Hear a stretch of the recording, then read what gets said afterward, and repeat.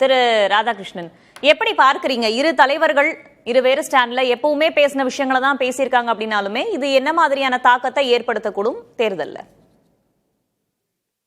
இன்னொருத்தர் எதேச்சியா பேசினாரு. இது முதல் வித்தியாசமாக இருக்காங்க. ரெண்டாவது பிரதமர் பேசினது தமிழ்நாட்டுக்காக கிடையாது. பிரதமர் பேசினது நாட்டுக்கான ஃபர்ஸ்ட் அந்த பரப்புரையாகத்தான் நான் காண்கிறேன். அதாவது அடுத்த தேர்தலுக்கு 2029 தேர்தலுக்கு இப்பவே அவர்கள் பணியெடுக்க ஆரம்பித்து விட்டார்கள். ஒண்ணு. ரெண்டாவது யூபி தேர்தலுக்கு 2027 வருகின்ற யூபி தேர்தலுக்கும் அவர்கள் தயாராகி விட்டார்கள். இதுதான் என்னை பொறுத்தவரை முக்கியமான விஷயமாக நான் காண்கிறேன். நம்பர் 1. நம்பர் 2 அவர் பிரதமருடைய லாங்குவேஜ்ல இருந்து ஆரம்பித்துக் கொண்டு நீங்க பாத்தீங்கன்னா அது முழுக்க தமிழ்நாட்டுக்கான செய்தியே கிடையாது. நல்ல டிரான்ஸ்லேஷன் அப்கோர்ஸ் நான் எக்ரி பண்ணிக்கிறேன், நன்றாக பேசினார்கள். பட் அது ஒரு பொருட்டே கிடையாது. இந்த கூட்டமும் எல்லாமே ஒரு அவர்களுக்கு அடுத்த தேர்தலுக்கான யுக்தியாகத்தான் நான் காண்கிறேனே தவிர அது தமிழ்நாட்டுக்கான யுக்தி கிடையாது. தமிழ்நாட்டுக்கான அவர் பேசினார் என்றால் அவர் தமிழ்நாட்டுக்கு முன்னத்த மாதிரி 2024 தேர்தல் மாதிரி இல்லை என்றால் 2021 வந்த அந்த அளவுக்கு தமிழ்நாட்டுக்கு வலம் வந்திருப்பார். உங்களுக்கு நன்றாக தெரியும். 2024 டி நகர்ல கூட அவர் ரோட் ஷோ நடத்தினாரு. இந்த முறை சென்னைக்கு வரவே இல்லை. மிக தெளிவாக பிரதமருக்கு தெரிகிறது தமிழ்நாடு பாஜகவை பொறுத்தவரை ஒரு லாஸ்ட் காசா தான் இருக்குன்றது மிக தெளிவாக தெரியாது.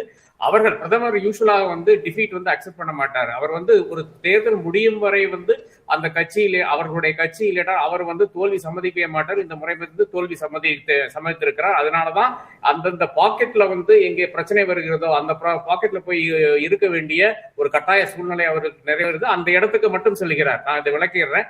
நாகர்கோயில்ல மட்டும் ஒரு ரோட் ஷோ போன வாரம் நடத்தி இருக்கிறார்.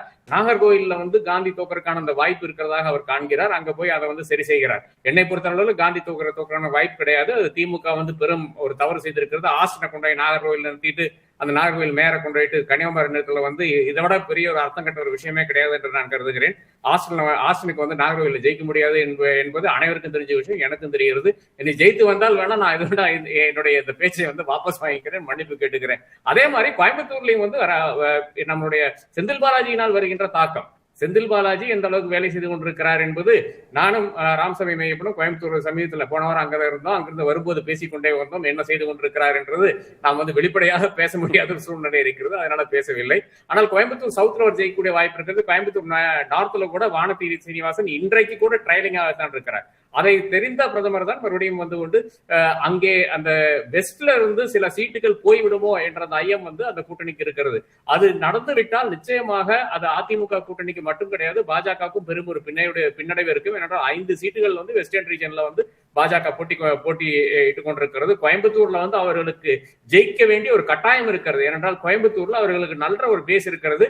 அது பாலக்காட்டுல இருந்து வந்த மலையாளிஸ் ஆனாலும் சரி, இல்ல அங்கேயே அவர்களுடைய பணியானாலும் சரி. அதே மாதிரி ஊட்டி ஜெயிக்கக்கூடிய ஒரு வாய்ப்பு இருக்கிறது. ஏனென்றால் அந்த அளவுக்கு படுகாஸ் இடையும் பாக்கி இருக்கின்ற எஸ்டி இடையும் வேலை செய்திருக்கிறார்கள். அப்ப அந்த ஒரு ஹோப்பும் அவர்களுக்கு இருக்கிறது. மேட்டுப்பாளையத்துல திமுக பிளவுபட்டு நின்று கொண்டிருக்கிற சூழ்நிலையில் நிச்சயமாக மேட்டுப்பாளையத்திலும் ஜெயிக்கக்கூடிய வாய்ப்பு இருக்கிறது. அப்ப இந்த கோயம்புத்தூர் நோர்த்தை செக்யூர் பண்ண வேண்டிய ஒரு கட்டாயம், ஒரு அவசியம் இருக்கிறது. அதுதான் வந்தது பேச்சுக்காக கிடையாது. பேச்சு நாட்டுக்கான பேச்சு, பாக்கி இருக்கின்ற மக்களுக்காக பேச்சு.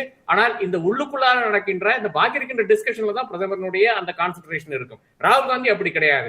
ராகுல் காந்தி இங்க வர்றதுக்கு காரணம் வேற ஒன்றும் கிடையாது, காங்கிரஸுக்கு ஒரு பெரிய ஒரு பூஸ்டாக இந்த கேம்பெயின் இருக்கும் என்று அவர் கருதுகிறார். அது உண்மையும் கூட. பொன்னேறி வந்திருக்கிறார். பாக்கின்ற இடங்கள் எல்லாம் ஒரு புத்துயிர் நாம் காண்டோம். ஆனால் அதுல இன்னொரு மெசேஜ் கூட அவர் கன்வே பண்ணுகிறார். அதாவது என்னை தாண்டி நீங்க மல்லிகார்ஜுன் கார்கே கிட்ட போயிட்டு திமுக ஒரு ஒப்பந்தத்தை சரி பண்ணுகிறது. இந்த தேர்தலுக்கு அந்த 28 சீட் என்ற இந்த ஒப்பந்தம் அது எனக்கு பிடித்தமாக இல்லை. அதனால நான் மு.க. ஸ்டாலின் கூட I will not be seen என்ற அந்த விஷயத்தை மிக தெளிவாக சொல்கிறார்.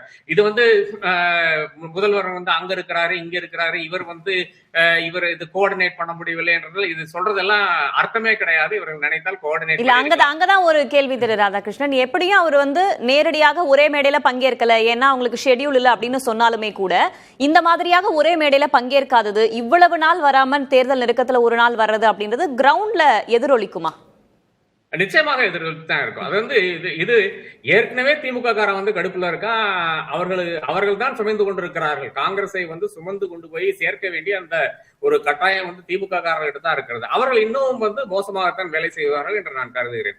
அவருடைய வருகைக்கு பிறகுமே அப்படிதான் எதிரொலிக்கும்ன்றீங்களா? நிச்சயமா. அதாவது அங்க இருக்கின்ற திமுக காரர்களை புறக்கணித்துக் கொண்டு ஒரு பிரவீன் சக்கரவர்த்தியை கிட்ட வைத்துக் கொண்டு அவரை வந்து மேடையில் உட்கார்ந்து வைத்துக் கொண்டு அவரோட பேசிக்கொண்டு நடப்பது என்ன? அது வந்து ஒரு க்ளோஸ் டோர் செஷன்ல வேணா நடந்திருக்கலாம். அது பிரவீன் சக்கரவர்த்தி வந்து ஷேர் பண்ற அளவுக்கு வந்து ஒரு வீடியோ போட்டு ஷேர் பண்ற அளவுக்கு வந்து விட்டு வைத்திருக்கிறார் ராகுல் காந்தி என்று வைத்தால் அது ஒரு பிரச்சனையாகத்தான் திமுக காரர்கள் பார்ப்பார்கள். அப்ப திமுக காரனை பொறுத்தவரை இன்னைக்கு என்னவென்று பாத்தீங்கன்னா என்ன இவ்வளவு தனாவாட்டாப்பா உனக்கு என்ற அந்த விஷயம் இருக்கிறது. அது இவர்கள் வேண்டுமென்றே தான் செய்கிறார்கள். ஒரு பிரவீன் சக்கரவர்த்தி ஆனாலும் சரி இவர்களுக்கு எதிராக, அதாவது செல்வ பெருந்தகைக்கு எதிராக இருக்கின்ற நபர்கள் வந்து வேண்டுமென்றே செய்கின்ற ஒரு விஷயமாக நான் பார்க்கிறேன். மறுபடியும் திமுக காரனை வந்து உசுப்பேத்தி அவன் வந்து காங்கிரஸ் காரனுக்கு வேலை செய்யாம இருக்கின்ற ஒரு யுக்தியாகத்தான் இந்த ராகுல் காந்தியினுடைய பயணமே அமைந்திருக்கிறது. அவர் நன்றாக பேசுகிறார், அதுல மாற்றுக்கிறதே கிடையாது. காங்கிரஸ் காரனுக்கு டெபினட்டாக அது ஒரு பூஸ்டாக இருக்கிறது, மாற்றுக்கிறது கிடையாது. ஆனா திமுக காரனை மறுபடியும் அது பிரச்சனைக்குள்ள ஒரு விஷயமாகத்தான் இது மாறி இருக்கிறது என்பதுதான் பேசுவோம் திரு ஆர்.கே.